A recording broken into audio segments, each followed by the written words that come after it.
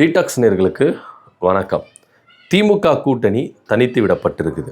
அதாவது கொள்கை கூட்டணின்னு சொல்லிட்டு எந்த கொள்கை பிடிப்பினால் பின்னி பிணைஞ்சுன்னு இருந்தாங்களோ இன்றைக்கி அந்த கொள்கையெல்லாம் தேவையில்லை அப்படின்னு சொல்லிட்டு எல்லாருமே கழண்டு போயிட்டுருக்குறாங்க. ஐயுமல், காங்கிரஸ், விசிகா, இடதுசாரிகள், இப்போ மதிமுக. ஸோ இப்படியா இருக்கும் பொழுது அதிகாரப்பூர்வமாக மதிமுக பொதுக்குழு கூட்டத்தில் என்ன சொல்லியிருக்கிறாங்க அப்படின்னா, கிட்டத்தட்ட 9 வருடங்களாக நீடிச்சிருந்த இந்த உறவு இனி முறித்து கொள்ளப்படுகிறது, நாங்கள் அதிகாரப்பூர்வமாக இந்த கூட்டணியிலிருந்து வெளியேறுகிறோம் அப்படின்னு வைகோவினுடைய திருவாயால் இதை அனௌன்ஸ்மெண்ட் பண்ணியிருக்கிறாரு அப்படின்றதுல எந்தவித மாற்று கருத்தும் இல்லை. இதே வைகோ திமுகவுக்காக எப்படியெல்லாம் பாடுபட்டிருக்கிறாரு, எப்படியெல்லாம் பேசியிருக்கிறாரு, கலைஞர் இறப்புக்கு அப்புறம் என்னென்ன வார்த்தைகள் அள்ளி வீசினார், ஸ்டாலின் அவர்களை கையை பிடித்து கொண்டு இனி கலைஞர் இருந்த இடத்துல நான் இருப்பேன், உங்களை விட்டெல்லாம் போக மாட்டேன், தம்பி ஸ்டாலினை நான் கைவிடவே மாட்டேன், அப்படி இப்படிலாம் பேசினார். அது மாத்திரமில்ல, திமுக ஆட்சியில் இருக்கும்போது சிறப்பான ஆட்சி நடக்குது, சூப்பரான ஆட்சி நடக்குது, அப்படி இப்படின்னு ஓன்னு சொல்லிட்டு என்ன பண்ணார், புகழாரம் சூட்டினார். ஆனால் இன்னைக்கு திமுகவை எப்படி வச்சு செய்யணுமோ அப்படி வச்சு செஞ்சுட்டு இருக்காரு. இது மதிமுகவின் குணங்களாக தான் இருக்குது, அதில் எந்த வித மாற்று கருத்தும் இல்லை. பல கட்டங்களில் திமுக கூட்டணியிலேருந்து விலகி போயிட்டு எந்த அளவுக்கு ஒரு விமர்சனம் முன்வைத்தாங்க, அதிமுக கூட கூட்டணி வைக்கும்போது எந்த அளவுக்கு விமர்சனம் வச்சாங்க, மக்கள் நல கூட்டணியில் இருக்கும்போது எந்த அளவுக்கு விமர்சனம் வச்சாங்க, இப்போ என்ன மாதிரி விமர்சனம் வச்சுருக்காங்க அப்படின்றது எல்லாமே தொடர்கதையாக நம்ம பார்த்துட்டு வரோம்னு வச்சுக்கோங்களேன். ஆனால் இருந்தாலும் கொள்கைன்னு சொன்னீங்களே சார், இப்போ எங்கே சார் கொள்கை அப்படின்னு தான் எல்லாரும் கேள்விகள் கேட்டுட்டு வராங்க. இருந்தாலும் இதில் வைகோ அவர்கள் பல திடுக்கிடும் தகவல்கள்லாம் அவர் சொல்கிறத இங்கே நம்ம பார்க்க வேண்டிய ஒரு விஷயமா இருக்குது. அதாவது இந்த கூட்டணி சீட்டு, இந்த தேர்தலுக்கு முன்னாடி சீட்டு பகிர்மான விவகாரம் இருக்குல்ல, இதை ஓப்பனாக உடைச்சி பேசியிருக்கிறார். நாங்கள் எவ்வளோ கேட்டோம், அதாவது அவர் கொடுக்கவே இல்லை. அது மாத்திரம் இல்லாமல் ஸ்டாலின் அவர்கள் என்னை சந்திக்கவே இல்லை, அதாவது கூட்டணிக்கு ஓகே அப்படின்னு சொன்னால் மட்டும் என்னை சந்திக்கிட்டோம், சும்மா டைம் கேட்டு என்னை டிஸ்டர்ப் பண்ணாதீங்க, அப்படி இப்படின்னு குற்றச்சாட்டுகளை முன்வைக்கிறார். நம்மளுக்கு என்ன ஒரு கேள்வி அப்படின்னு பார்த்தீங்கன்னா, இப்போது அவர் அந்த சீட்டு திமுக நெருக்கடி கொடுத்தது, நீங்கள் 4 சீட்டு நிற்கணும், இங்கே 4 சீட்டு தான் கொடுப்போம், நீங்கள் உதயசூரியன் சின்னத்தில் நிற்கணும் அப்படின்னு சொன்னால் அப்போவே நீங்கள் வெளியேறி வந்திருக்கலாமே. ஏன்னா அப்பவும் தமிழக வெற்றி கழகம் எல்லாரும் வாங்க நாங்கள் ஆட்சி அதிகாரத்தில் பங்கு தரோம், வாங்கன்னு கூப்பிட்டு இருந்தாங்க. அப்போயே போயிருக்கலாமே, ஏன் போகலை? அப்போ அந்த டைமில் இதே விஜயை எந்த அளவுக்கு இவர் விமர்சித்தார், எந்த அளவுக்கு ஒரு கடுமையான சொற்கள்லாம் போட்டு விமர்சித்தார், அதெல்லாம் நம்ம பார்க்குறோம். ஸோ இந்த இரட்டை வேட நாடகம் போகிறதுல மதிமுக அடிச்சுக்கிறதுக்கு ஆளே இல்லைப்பா அப்படின்னு பலரும் இங்கே கருத்துக்களை முன் வச்சுட்டு வராங்க. அது மாத்திரம் இல்லாமல் சமீபத்தில் ஒரு திருமண நிகழ்ச்சிக்கு நான் போனேன். அப்போது பக்கத்திலே நான் உட்காந்தேன், என் பக்கம் முகம் கொடுத்து கூட பார்த்து பேசவே இல்லை, சீமான் கிட்ட தான் பேசி நின்றார், அப்படி இப்படின்னு குற்றச்சாட்டுகள் என்ன பண்ணுறாரு, முன்வைக்கிறார். ஸோ இதெல்லாம் பார்த்தீங்கன்னா அப்போவே ஒரு பேசியிருக்கலாம். இதில் இன்னொரு விஷயம் என்னென்னா, ராசா பேசுனாரு, ராசா எங்களை கடுமையாக பேசுகிறாரு, திமுக காரங்க எல்லாமே கடுமையாக பேசுகிறாங்க அப்படின்னு ஒரு கருத்தை முன்வைக்கிறார். அதாவது திமுக தான் ஃபஸ்ட்டு நாங்கள் கூட்டணியில் இருக்கக்கூடாது அப்படின்றதுக்காக இது மாதிரிலாம் பேசுனாங்கன்னு சொல்ல வராரு ஐயா வைகோ அவர்கள். ஆனால் அதுக்கு முன்னாடி உங்கள் மகன் துரை வைகோ இருக்கிறார்ல, திருச்சி கிழக்கு, அவர் தான் ஆரம்பித்தார். ஃபர்ஸ்ட் ஆஃப் ஆல் அவர் தான் ஆரம்பிச்சுதே. இங்கே யார் இந்த கூட்டணி பிளவுகள், இவர் அப்படி பேசுனார், ராசா அப்படி பேசுனார், திமுக காரங்க இப்படி பேசுகிறாங்கன்னு சொல்கிறாங்களே, ஃபஸ்ட்டு பிள்ளையார் சுழி போட்டு தொடக்கி வச்சது யார் அப்படின்னு பார்த்தீங்கன்னா, ஐயா வைகோ அவர்களுடைய மகன், மதிமுகவின் முதன்மை செயலாளர், திருச்சி நாடாளுமன்ற உறுப்பினர் துரை வைகோ அவர்கள் தான். திருச்சி கிழக்கில் விஜய் அவர்கள் நன்றி சொல்ல வரும்போது அவர் போயிட்டு பார்த்து மரியாதை நிமித்தமாக சந்தித்தார். எல்லாருமே என்ன பண்ணாங்க, ஒரு முதலமைச்சர் வராருப்பா தொகுதிக்கு அப்படின் போது அந்த தொகுதி நாடாளுமன்ற உறுப்பினர் அப்படின்றதுனால புரோட்டோகால் விதி அப்படின்றதுனால அவர் போயிட்டு மரியாதை செலுத்தினார் அப்படின்னு. ஆனால் அதுக்கப்புறம் ப்ரெஸ் மீட்டில் வச்சு சொன்னார் பாருங்க, உதயசூரியன் சின்னத்தில் நின்றுது எங்களுக்கு துர்திஷ்டவசமானது, நாங்கள் பெரிய தப்பு பண்ணிட்டோம் அப்படின்னு சொல்லிட்டு அவர் ஒரு பெரிய குண்டு தூக்கி போடுறாரு. கூட்டணிக்குள்ளே நீங்கள் ஸ்ட்ராங்காக இருக்கிறீங்கன்னா ஏன் அந்த வார்த்தையை உங்கள் மகன் யூஸ் பண்ணார், அதுக்கு மட்டும் பதில் சொல்லுங்க ஐயா அப்படின்னு தான் நம்ம கேள்வி கேட்க தோணுது. ஏன்னா ஐயா வைகோ அவர்கள் சொல்ற மாதிரி திமுக தான் ஸ்டார்டிங்ல இருந்தே எங்களை குறை சொல்லிக்கிட்டு இருந்தாங்க, கூட்டணிக்குள்ள இருக்கும்போதே எங்க மேல விமர்சனங்கள் முன்வைத்தாங்க அப்படின்னு தான் ஐயா வைகோ அவர்கள் சொல்றாரு. ஆனா அதுக்கு முன்னாடியே இதை ஆரம்பிச்சு விட்டதே உங்க மகன் தான் அப்படின்னு அவருக்கு தெரியுமா தெரியாதுன்னு தெரியல. யாருன்னா தெரிஞ்சவங்க யாருன்னா தான் சொல்லுங்கப்பா அப்படின்னு தான் நம்மளுக்கு கேட்க தோணுது. அதுக்கப்புறம் உங்க அவைத்தலைவர் இருக்கார் பாருங்க, ஆடிட்டர் அர்ஜுன், அவர் என்ன சொல்றாருன்னா, திமுக ஒரு நச்சு பாம்பு, என்னதான் பாம்புக்கு நீங்க வந்து பாலை வாத்தாலும் அது கடைசியில விஷத்தை தான் கக்கும், அது போலதான் திமுக ஒரு நச்சு பாம்பு அப்படின்னு சொல்லிட்டு அவர் ஒரு கருத்தை முன்வைக்கிறார். ஸோ துரை வைகோ அவர்கள் சொல்லும் போதும் திமுக தரப்புல இருந்து எந்த ஒரு எதிர்வினையும் ஆற்றப்படலை. உங்க அவைத்தலைவர் அர்ஜுனன் அவர்கள் சொல்லும் போதும் அவங்க சைட்ல இருந்து எந்த எதிர்ப்பும் தெரிவிக்கல. ஆனா நீங்க கடைசியா ஒரு முடிவுக்கு வந்துட்டீங்க. ஆக்சுவலாக வந்து இந்த சட்டமன்றத்தில் மதிமுக எம்எல்ஏக்கள் தனியாக உட்காந்து பேசுனது, ஸோ அந்த இடத்துல வந்து தாவேக்காவுக்கு ஆதரவாக பேசுனது, இந்த மாதிரி ஒரு செயல்பாடுகள் நடக்கும் பொழுது கன்ஃபார்மாக ஆயிடுச்சு. அவங்க ராசாயா என்ன சொன்னார்னா, மதிமுக கூட்டிலிருந்து விலகி போச்சு, இது எதுக்குப்பா 27ஆம் தேதி வரைக்கும் நீங்கள் வெயிட் பண்ணுறீங்க, பொதுக்குழுலாம் கூட்டணி இப்போயும் அனௌன்ஸ்மெண்ட் போயிடுங்க அப்படின்னு தான் அவர் சொல்ல வராரு.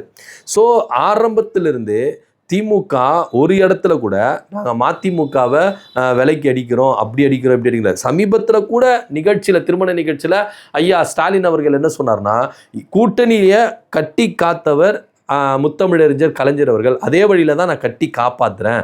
கட்சிகள் வந்து எந்த ஒரு கட்சியும் நான் வெளியே போன்னு ஐயா கலைஞர் அவர்களும் சொன்னது கிடையாது, நானும் சொன்னது கிடையாது.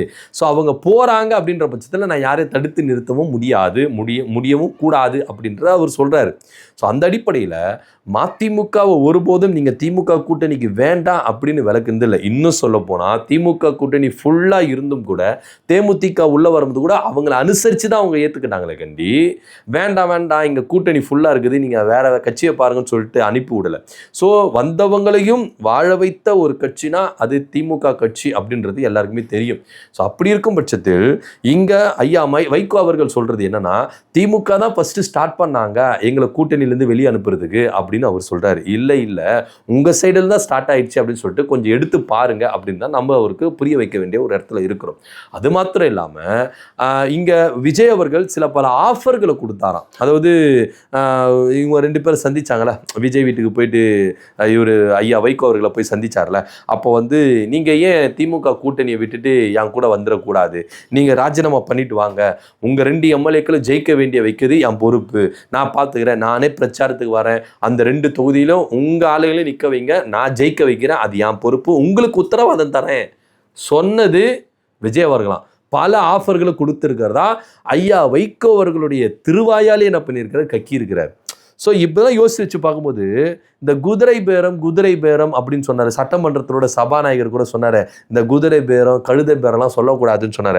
ஐயா இங்கே குதிரை பேரம் கழுதை பேரம் அதுக்கு மேலே பேரம் நடந்திருக்கு ஐயா அப்படின்னு தான் இங்கே நம்ம புரிய வைக்கணும் போல இருக்கு. ஏன்னா வைகோ அவர்கள் சொல்கிறாருங்க, நம்ம யாருன்னா சொன்னால் கூட அப்பா விஜய் மேலே வந்து நீ வந்து பழிய சுமத்துற, மதிமுக மேலே வந்து நீ வந்து கருப்பு சாயம் பூசுற, அப்படி இப்படி நம்ம மேலே வந்து என்ன பண்ணுவாங்க, நிறைய பேர் ஏறிக்கிட்டு வருவாங்கன்னு வச்சுங்களேன். வைகோ அவர்களே சொல்கிறாரு, ஐயா வைகோ அவர்கள்லாம் சொல்கிறாரு, விஜய் அவர்கள் என்கிட்ட சொன்னாருங்க, இது மாதிரி வந்து நீங்கள் 2 எம்எல்ஏவை ராஜினாமா பண்ணிட்டு வாங்க, அவங்கள ஜெயிக்க வைக்க வேண்டியது என் பொறுப்பு, உங்களுக்கு நான் உத்தரவாதம் கொடுக்குறேன், நானே வரேன், பிரச்சாரம் பண்ணுறேன், எல்லாமே செய்கிறேன் அப்படின்னு சொன்னாரு அப்படின்னு வைகோ அவர்கள் சொல்றாரு. ஸோ ஐயா வைகோ அவர்கள் ஒரு ஸ்டேட்மெண்ட் கொடுத்துருக்காரு, குதிரை பேரம் நடந்ததுக்கு இதுவும் ஒரு சாட்சி அப்படின்னு தான் நம்ம எடுத்துக்கணும்.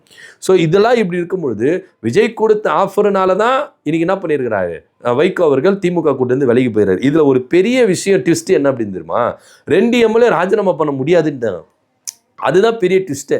இப்போ நீங்க போய் கூட்டணியில் போய் சேர்ந்தோம் புரோஜனம் கிடையாது அப்படின்னு தான் இங்கே எல்லாரும் என்ன பண்ணுறாங்க, கருத்தில் முன் வச்சிருக்காங்க. நீங்கள் என்ன பிளானை போட்டு போனீங்களோ இங்கே அவ்வளோ சொதப்பிருச்சு.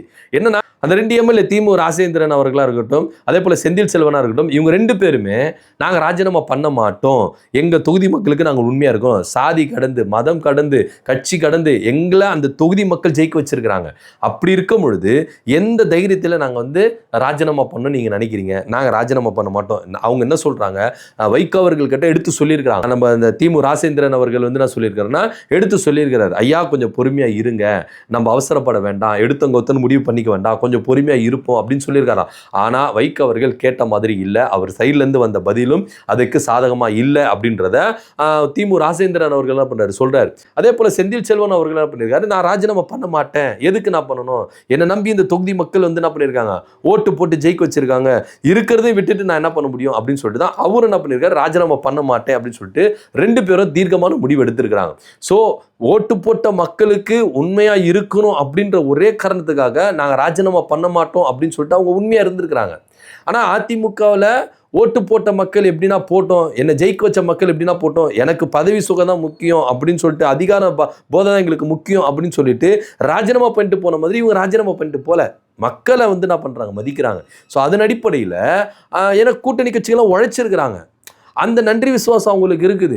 பதவிக்காக அவங்க வந்து ராஜினாமா பண்ணிட்டுலாம் போகல. ஸோ இந்த அளவுக்கு வைகோ அவர்களுக்கு சொதப்புல. ஒரு பக்கம் விஜய் அவர்கள் நீங்கள் 2 தொகுதி ராஜினாமா பண்ணிட்டு வாங்க, நான் ஜெயிக்க வைக்கிறேன் அப்படின்னு பல ஆஃபர்கள் கொடுத்தாலும் இந்த 2 எம்எல்ஏக்களும் கவுத்து விட்டாங்க அப்படின்னா. இப்போ நீங்கள் திமுக கூட்டிலிருந்து விலகிட்டீங்க, அடுத்தது இவங்க உள்ளாட்சி அமைப்பு தேர்தல், நாடாளுமன்ற தேர்தலில் நாங்கள் என்ன பண்ணுவோம், அவங்களுக்கு ஆதரவு கொடுப்போம், இடைத்தேர்தலில் கூட ஆதரவு கொடுப்போம் அப்படின்ற ஒரு தகவல் வச்சிருக்காங்க. ஸோ எப்படி இருந்தாலும் திமுக கூட்டணி துரோகிகள் யாரு அப்படின்றத அடையாளம் கண்டுட்டோம் அப்படின்னு சொல்லிட்டு திமுக தரப்பிலிருந்து குற்றச்சாட்டு வைக்கிறாங்க. அது மாத்திரம் இல்லாமல் விஜய் அவர்கள் குதிரை பேரம் பேசினார் அப்படின்றதுக்கு ஐயா வைகோ அவர்களே சாட்சி கொடுத்துருக்கிறாரு அப்படின்னு சொல்லிட்டு தான் திமுகவிலேருந்து அவங்கள பதில் சொல்லிட்டு வராங்க. ஸோ ஐயா வைகோ அவர்கள் இத்தனை ஆண்டுகளும் கிட்டத்தட்ட 9 ஆண்டுகள் திமுகவோட உறவில் இருந்திருக்கிறாரு. அது மாத்திரம் அந்த கொள்கை ரீதியான ஒரு உடன்பாட்டில் அவர் இருந்திருக்கிறாரு. ஆனால் இன்னைக்கு விஜய் ஆட்சி அமைச்சிட்டு பதவி தரேன் அப்படின்ற ஒரே ஒரு காரணத்துக்காக அந்த உறவுகளை முறித்து கொண்டு தாவேக்காவில் போய் இணைஞ்சிருக்கிறாரு. இதை பற்றியோட கருத்து அப்படி கீழே கமெண்ட் பண்ணுங்க. நன்றி, வணக்கம்.